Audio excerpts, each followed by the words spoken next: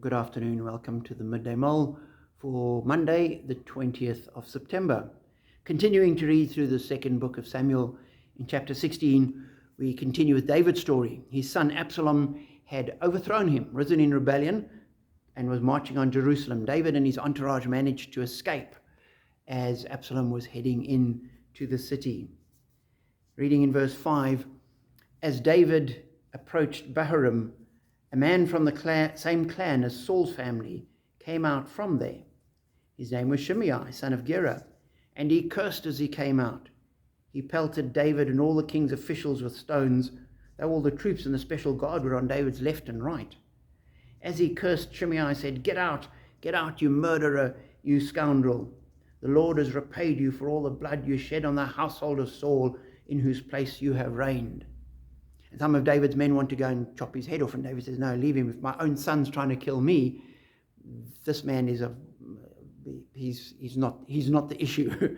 And then in verse 13 we read, so David and his men continued along the road, while Shimei was going along the hillside opposite him, cursing as he went and throwing stones at him and showering him with dirt.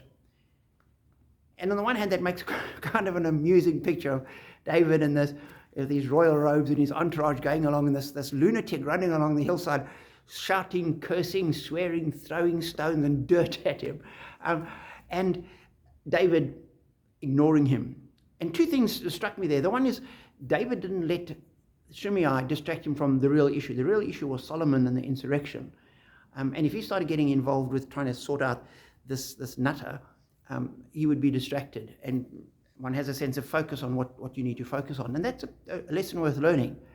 The other thing that struck me was that as you read through the story of David, you read of David becoming king and being established in Jerusalem. And he builds himself a palace and he makes alliances with the neighboring kings. And then he brings the ark of God up to Jerusalem with great rejoicing. And one has a sense of everything going well. But Shimei was there all the time. All along in the background was somebody like Shimei, and no doubt a lot of other people who didn't like David as king, didn't want him as king, and given this opportunity are going to pelt him with stones. And I just thought, in life that is so true.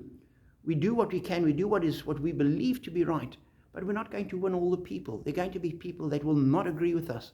We're going to, each of us, have our Shimeis who are going to give them half a chance, pelt us with dirt and stones and swear at us. But like David, we mustn't let them become the focus of what we're doing. We need to accept that we're going to have enemies. No matter what you do, there will be people that will oppose you. And so be encouraged as you go through life. Keep the focus on godliness and on following Jesus and on being like Jesus. It's not going to make everybody your friend. You will not be popular with everyone. And when there are people that come out of the woodwork like Shimei and start pelting us with stones, be prepared to keep doing what is right. Don't let them distract you. We keep our focus on following God, because that's the main point, and we let them be. So don't be disappointed by the opposition.